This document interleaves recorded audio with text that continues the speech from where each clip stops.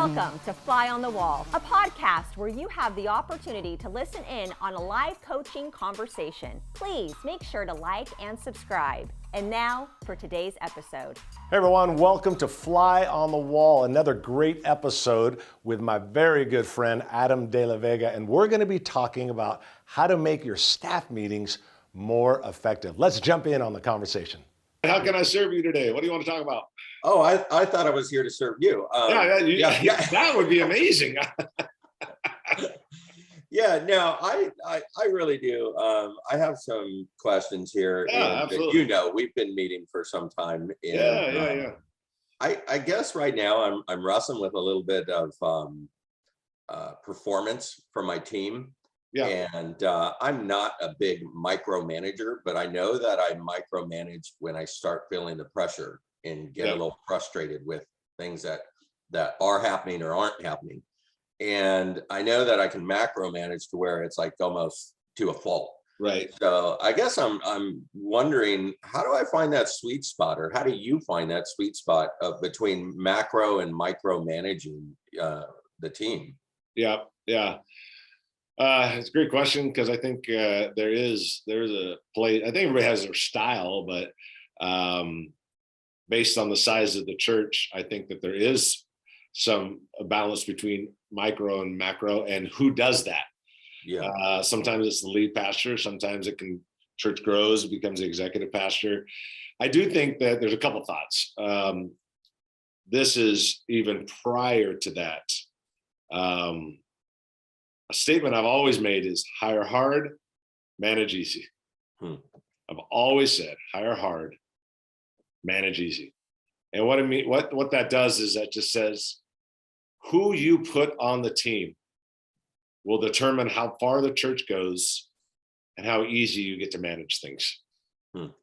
Everything is about who you put on the team. And you don't have to look any farther than sports.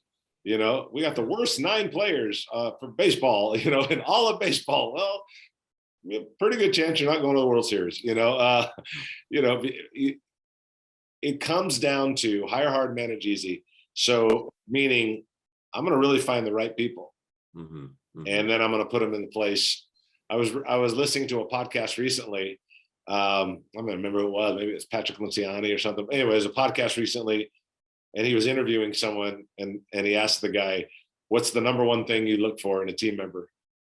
And assuming character's fine, let's get past all the, character, whatever, the absolutes. Now, what do you really look for?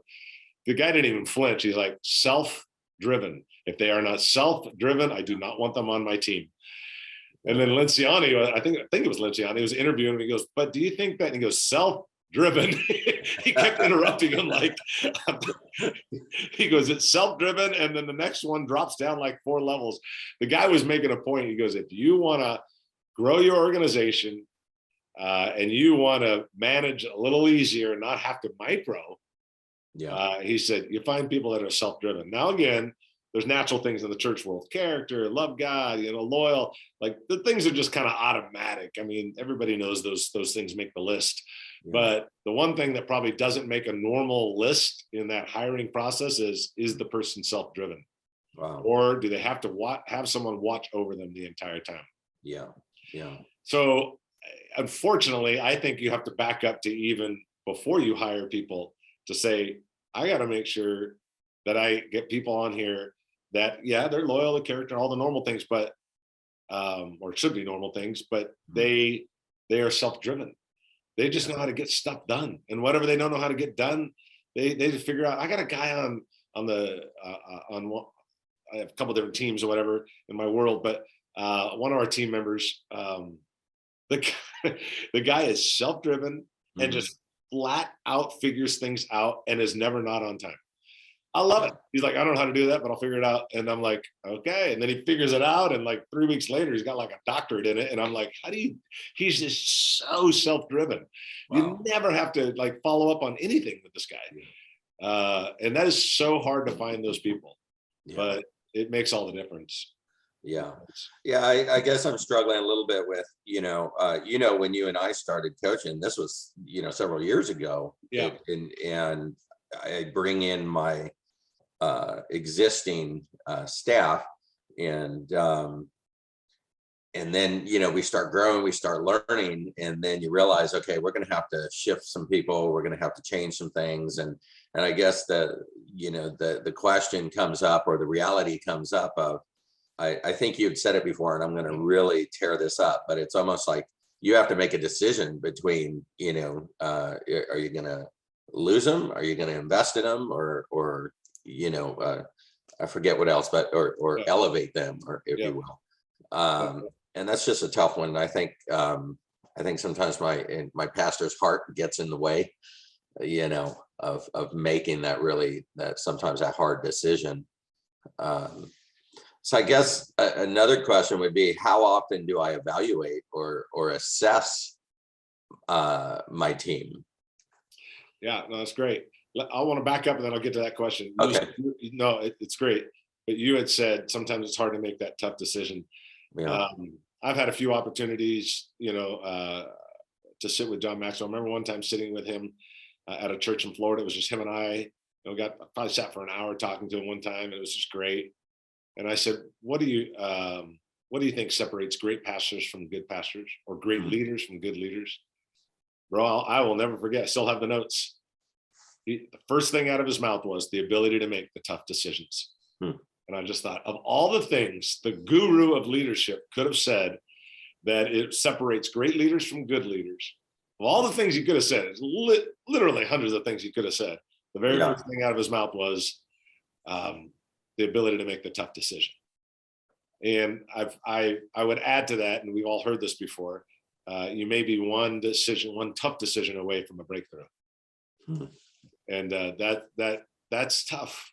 It's tough to make those decisions. But here's the perspective that has helped me. And then let's go to the second question here in a minute. But here's the thing that helps me.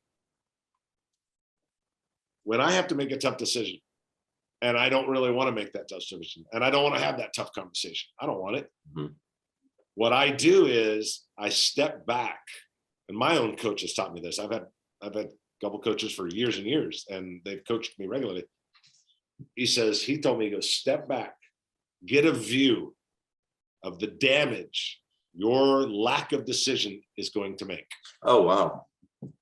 And he goes, then the scale gets radically tipped, and you're like, wait a minute. So if I don't make this decision and have this tough conversation, potentially this is all the damage that could happen. And when I do that, Adam, it immediately, although I don't like it, it immediately makes me think, I'm not going to be held responsible for all that damage because I was unwilling to make the tough decision. Wow. When you think about it through that lens, when you find a new lens to view it, it changes everything. Yeah. It changes everything. So that's just, I didn't want to jump away from that first question because I felt like that was worth saying. Find the new lens and realize the damage that lack of decision is going to create. And then that's on you. Yeah. And that's tough to do. But, yeah, that's a tough one. But what would I rather have? That tough decision, that moment of heartache, the little bit of blood that we feel from it, or would I rather have all this potential damage? No, I don't want all that because I was unwilling to make the tough decision. So to the second question, you had talked about evaluating. Well, first of all, I think, just in a natural HR standpoint, I think there has to be yearly evaluations. But if I was dealing with a staff that I felt like I needed to upgrade things, I think I wouldn't do yearly. I think I would do more probably every other month or every third month. And I would have a legitimate forum over it. And I would talk about, this is the areas I think are great. This is the areas we need to work on. Here's the steps we need to take, the CTA, the call to action. So good areas, not so good areas. What are we going to do? And another kind of way of saying it, it's kind of a cute way of saying it, I guess. It makes it all kind of sound leadershipy, is hot, not next. Hot, not next. Next. So what's hot? Like, what are you doing really great? What's not? What's next? And then you get together 2 months later and go, okay, let's talk again. But based on what we talked about 2 months ago, What's hot, what's not, what's next. Hmm. Well, what the next from last time still hasn't gotten done. But here's the thing. If you're going to say, hey, for the next year, we're going to do every other month evaluations because we need to crack the whip, we need to move forward, whatever you want to say. Mm-hmm. Don't say it and then not do it. If you don't do it, you will lose a ton of credibility. Yeah. And then they'll never take the come to Jesus serious conversations. They're not going to take it too seriously because they just, yeah, he said that last year. We were going to do evaluations every other month. Probably only did 3 the whole year. You know, if that's going to happen, if you feel like I'm probably going to drop the ball or I don't know, whatever, however, I always tell people, if you're not going to be consistent, don't even start because you'll end up causing more damage. Wow. In your reputation towards enter what they think about you is going to go down. You can't have that. Yeah. So if I feel, or that I've been inconsistent with that in the past, how do I regroup? How do I recreate that culture again? Well, here's probably the way that I approach it. If there was a problem in the past, I wouldn't commit to doing it for the whole year. Okay. I'd say, hey, there's a couple things. Hey, I'd like to do an evaluation, and then I'd like to do one on August 10th, then I'd like to do one on October 10th. So you come in, you sit with the person, say, okay, August 10th, we're going to meet. We're going to go over this evaluation. We're going to do it again October 10th. Mm-hmm. October 10th. Now, the only thing you got to do is keep those 2 appointments because and I know anybody can do that. And so when you get to October 10th, guess what's going to happen? You're going to say, you know what? I think this is going well. Let's go ahead and set an appointment. Get your calendar out. Let's make it December 4th. December 4th rolls around. You know what? I think we should do it one more time. How about February? So they think you only committed to 2. In your head, you committed to the whole year. That way, if the ball got dropped, it wouldn't be this reputation thing. Yeah. But it would be more of we beta tested it and we just started adding to it. Yeah. Oh, I like that. That's great. It's really good. Yeah, that's what I would do. So, okay. But I do think I do think you need to evaluate them. I do think you need to be honest with them. Mm-hmm. Follow a rhythm. You don't have to do hot, not next, but something like that. It's very simple. I mean, it's just one page, hot, not next. Yeah. What's really good? What's not so good? What are we going to do about it? Pretty much that's the way you say it. Okay. Yeah. When I'm evaluating, okay, that's one thing. I can look at the things maybe that the team's not doing or the individual is doing. Mm-hmm. When we talk about assessment, I guess it's a little bit different in the sense that, I'm seeing potential qualities in them, or I'm seeing, giftings that are maybe outside of their job description that I'm thinking, oh, wow, they might be better somewhere else. Yeah. But sometimes I feel like my assessment of them and their own assessment of themselves are night and day. and I know that feeling. Yeah, and I'm thinking, what, it's kind of like that, new person who comes into the church and says, hey, I'd love to preach on your, at your pulpit, next week. And I'm thinking, whoa, I don't even know you. Where's it coming from? It's just so crazy. But how do I address, or how do you address somebody that assesses themselves really incorrectly, or it's just so far-fetched? Yeah, that is well, I've been there before where I've had guys like, oh, I really feel called to lead worship. I'm thinking, I've stood next to you during worship time. There's no way you're getting a mic. Yeah. But I've had those people too. It's like, brother, I'm a preacher from Alabama, and if you want me to fill in next week or in 2 weeks, I'm like, I don't know who you are, and So I get it. Mm-hmm. I think there's a couple things. One, it might be, and again, I don't know all the nuances of what you asked, but in the situation that you're in, one, it might be a staff sort of book lesson, leadership moments for 3 or 4 staff meetings where we talk about one of the greatest needs of a leader is self-awareness. Yeah. And talking about being self-aware. Where does self-awareness come from? how do we get it? How do we obtain? And there's tons of books and articles. You could do a book, or you could do maybe 3 or 4 great articles. That's kind of a cool cheap way of doing it. Like, hey, I downloaded a 2-page article, read it. It's on self-awareness or this blog. Let's talk about it next staff meeting, and do that a few times. I think that's a good teaching overall. Mm-hmm. Also, in addition to that, if there's a specific person, I do think that one of two things: either A, there's got to be a very honest conversation with them, and maybe you've had that, maybe you haven't. I think that you have to be creative in how you present to them their lack of awareness. In other words, you're saying you're good at this. There's nothing in our past that says that's true. Wow.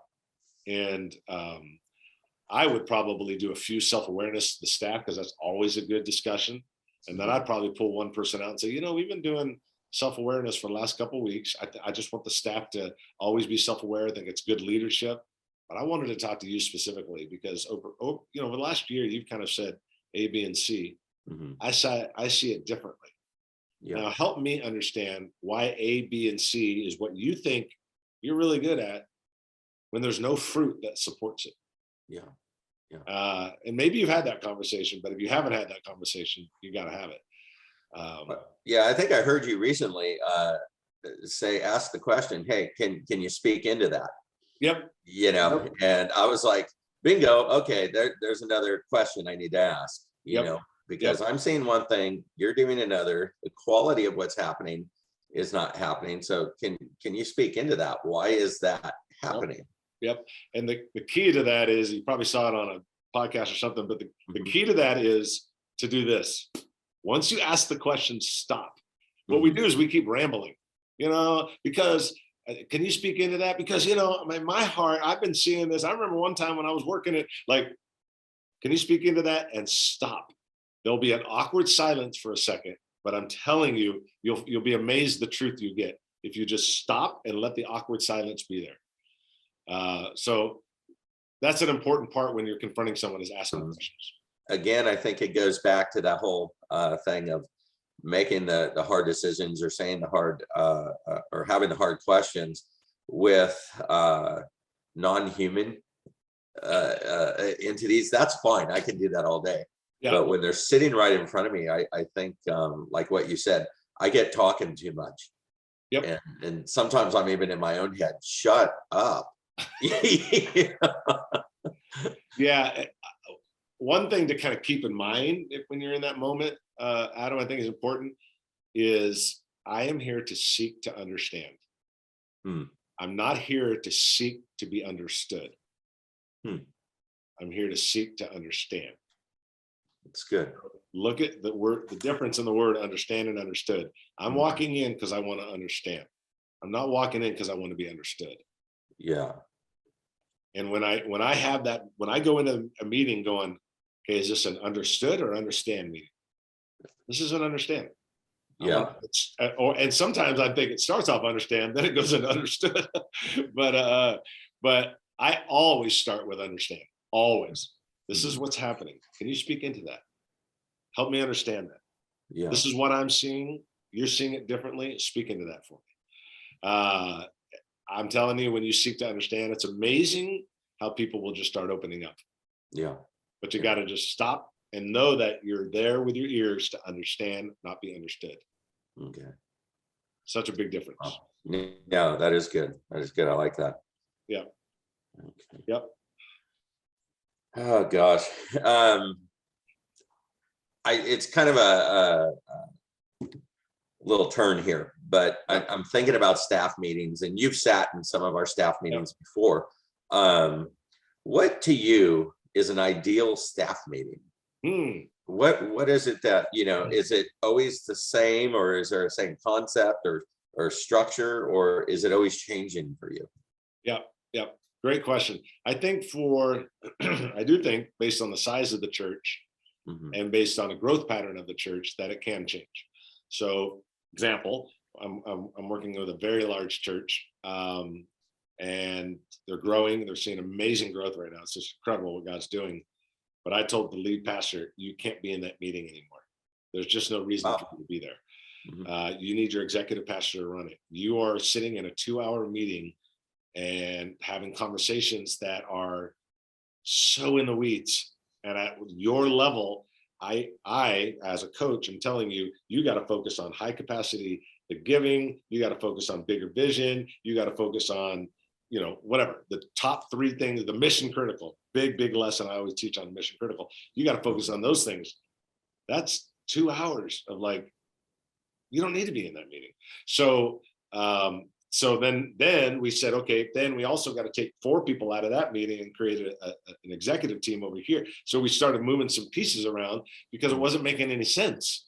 Why are you in that meeting? Those 3 need to have these discussions over here. This group should have that discussion. So these are more department heads, executive meeting, you over here. It was just a big change and it needed to happen. And, but I say all that to say, yes, it evolves. There's no doubt about it. It always evolves. I do think that in a meeting when the pastor's leading it, they've got 3 or 4 staff members, church is running a couple hundred. If that's the situation, the pastor's obviously leading it. It's not like he's got some, team of 40 staff members.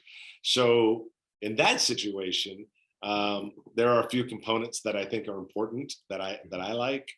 One, I love doing 3x3s. I've talked about that important part of it. What 3 things are you going to get done in the next 3 months? And that is something that gets revisited every time. So we're knocking that out.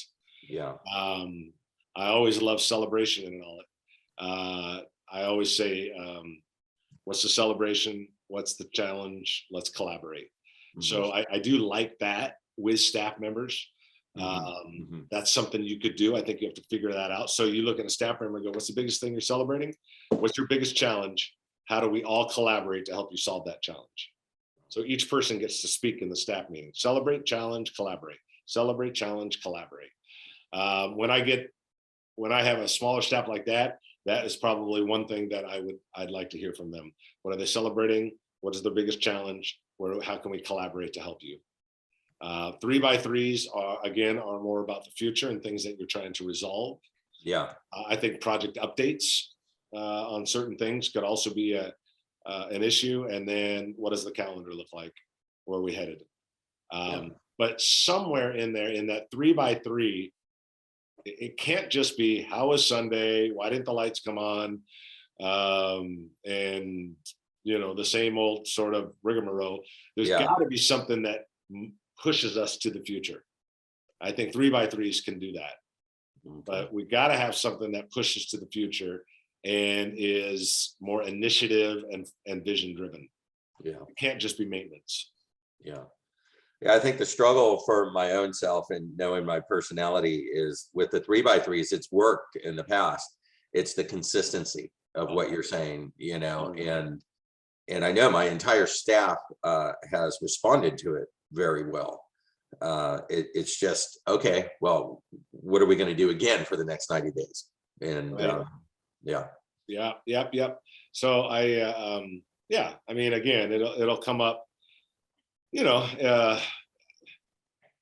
well, one thing, let me back up. One thing is maybe on an actual sort of living document or a living whiteboard could be, okay, what in the next year, 9 months, 8 months, like what are the big things that we need to tackle? So again, we're looking for 8, 9, 10 things. Maybe it's our website, our social media, redo the bathrooms. Our follow-up system is horrible. We got to revamp that and find leadership for it. Our invite culture, this, that, whatever the major things that need to get repaired, if you will, or fixed or adjusted or whatever, I would put them, here's what I would do. I'd put minimum 9 things on the board. Wow. Then I would go 1, 2, 3, 4, 5, 6, 7, 8, 9. We're going to knock out the first 3 in the next 90 days. And that 90 days is done, the next 3 has already been picked. And then not done, the next 90 days has already been picked. And what's going to happen is you guys are, if you start off with 9 and then categorize it, something's going to come up in the meeting over the next few months. And now you're going to have 10, 11, 12. And it never ends. Yeah. It never ends. And that way everybody sees what's coming up next. Yeah. But we're working on these. We're working on 5. We're working on 4, 5, and 6 right now. 7, 8, and 9 will come in 90 days. Yeah. But you'll keep adding to it. And that way, if it's on a living document, it's on a whiteboard, it's always on an agenda, however you want to call it, it's in your face every SAP meeting, and it's hard to ignore. Yeah. So, I like that, the living whiteboard. Yep. Have a Yeah. living whiteboard. It never leaves, and it keeps going. And when you knock off 1, 2, and 3, you erase 1, 2, and 3, and now you add 10, 11, 12. Yeah. Yeah. Now you mentioned in I don't know how much time we have here, but I know that you mentioned, like, with the churches that don't have an executive pastor, which is like myself. Yeah. And it does seem you threw out the buzzword, the one that triggers me, weeds, because I know you've always told me get out of the weeds, but get out of the weeds. Yeah, it's trying to move away from that, or trying to get away from, having everything fall on me, or that sense like it's falling on me. Yeah. I've reached out. I have tried to hire 2, for the most part, executive pastors. One as recently as last week. Wow. Seems to fall through. Seems to just fall through. It just I don't know. What is the climate out there on hiring, and what are you seeing? Because on my part, I'm thinking there's nobody out there. Well, I'm laughing because it came up in a recent episode. It came up 4 weeks ago in an episode, and I'm laughing only because the coaches, the kind of high level leaders of different denominations, Southern Baptist, Assemblies of God, ARC, whatever, it is a common thread and a common conversation among the leaders of denominations and movements like ARC or whatever, but also in local pastors. It is the thing. And I'll repeat what I said recently. Now, I live in Southern California, you live in Southern California, everybody watching obviously doesn't, but in the Southern California, as it pertains to the Assemblies of God, there's 500 churches, but only 25 full-time youth pastors. Okay. That's massive. And there are 40% less youth pastors than there were 10 years ago. Yeah. So think about mathematically, and I've shared this before, think about mathematically. Okay, so there's not a bunch of 17-year-old kids going, I'm going to go to Bible college and I'm going to go in the ministry. Okay, not that you're going to hire a 17-year-old, but just do the math. Yeah. So what's happening is one of our own universities, Vanguard University. Someone just recently told me they graduated 400 or 500 in May, and 1 went into full-time ministry. Yeah, another vice president I was talking to at another very large college, they graduated 300 and some odd students. 2 are going into ministry. It's empty. Yeah, and it's only going to get worse, which is going to create a massive problem, not just for local pastors, people, not for you and I and all the other guys that are helping out running churches, whatever. What's it going to look like 10 years from now? Who's taking our spots? 10 years from now, like, where are they cut? There's no one in the bullpen. Yeah. Once that guy on the mound gets tired, there's nobody in the bullpen. Yeah. So that is a major issue. And I keep telling people over and over and over and over, and I'm going to be a broken record on this. You better figure out an incredible pipeline in your own church, or you will constantly have a problem. It's got to be, I don't know if it's number 1, but it better be in the top 3 most important things you do. Wow. Okay, I prepare my sermons and I lead the staff and I create leadership pipelines. Like, it's got to be a thing it's a thing. Like, it's not just some side, deal that you do. It's like, it's got to be in mission critical for you. It has to land that high of a priority, because it ain't happening. Bro, I've got every month, 1, 2, 3 people call me. I'm not a leader of a denomination. They just know that I have relationships. But I need a youth pastor. I need a children's pastor. I need an executive pastor. I'm like, sarcastically, I said, stand in line. I've got a guy that's got a church of about 12,000. Yeah. In the Midwest. Good buddy of mine. He's going on month 6 to find a worship leader. And the pay is well in the 6 figures, and he can't find anybody. All right, I'll go and do it. I hear what you're saying. I'm thinking that you, with your good looks, your amazing Frank Sinatra voice, you can lead worship like Frank Sinatra. No, the crooning worshiper, yes. So no, it is it's an ongoing challenge. I don't see it leaving. And I keep telling pastors, you better make it mission critical that you're raising up leaders, because it ain't gonna. So it's going to have to happen from inward then. And where's it going to come from? And that's what I've been focusing on, because I'm realizing that, there's far and few out there. So. There's no farm league. And everybody keeps going to this university, they've said they're called to ministry and they only graduated 2. Okay. But let's go down a level lower. Mm-hmm. Tell me how many youth groups are out there. Yeah. Okay. Not very many, not are thriving. And of those youth groups, let me interview all the juniors and seniors. How many of them say they feel called to ministry? Yeah. Okay, so people always give the stat about some university. I'm like, okay, but drop one level below that, because that's what's going to feed the university. You got a problem right here.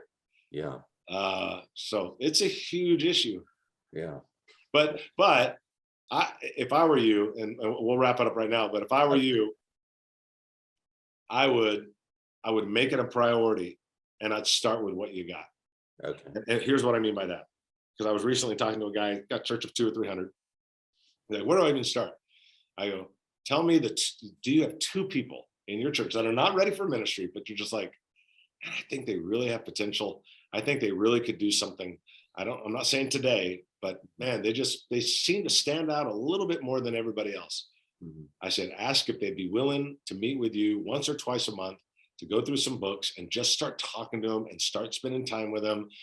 And if both of them start rising up, or all three of them rise up a little bit, give them a little bit of a task, give them a project. You got to start. It's almost like, the apprenticing of labor union, of driving a truck or plumbing. It's like, what do? You don't read a book. You're like, come with me and I'll show you how to do it. You're going to literally have to be a Paul to a couple Timothys. It is I don't see it any other way. I don't say go start some big internship program. Just grab a couple guys that you think, with some help, you could see something in them. And who knows? In my own world, I've had many people, some of the highest level people in my organizations, rise up to lead at the highest level possible.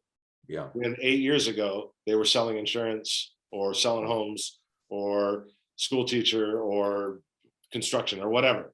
We just grab them, spend time with them, and then here they are. Yeah. You got to get ahead of it, man. You got to get ahead of it, because it is not going away, the problem. So, okay. Well, it's kind of bittersweet. I mean, I think I have started leaning that way, but I was wondering, is this a thing that is only happening with me here? No. And should I be thinking that? But then on the other hand, I had thought that, but nope. It's a nationwide issue, and it is not going away. And we gotta realize it. And I think there's some things that we can do from an overall high level leadership issue, but for the local pastor, you better start raising up a lot of Timothys. Yeah. Got to. There's no other way. And you got to make it a priority. It's got to be a priority. So anyway, man, dude, always great seeing you, brother. I sure do love and appreciate you, man. Yeah, I appreciate you too, Chris. And thank you for everything. Thank you for all the insight you give me. Yeah. All right. Feel better. I'm gonna. All right. We'll see you. All right. You take care. Okay, bud. Bye-bye. Thanks for stopping by today. We hope you enjoyed it. Don't forget to like, subscribe, and to be on the lookout for more podcasts from Fly on the Wall. See you next time.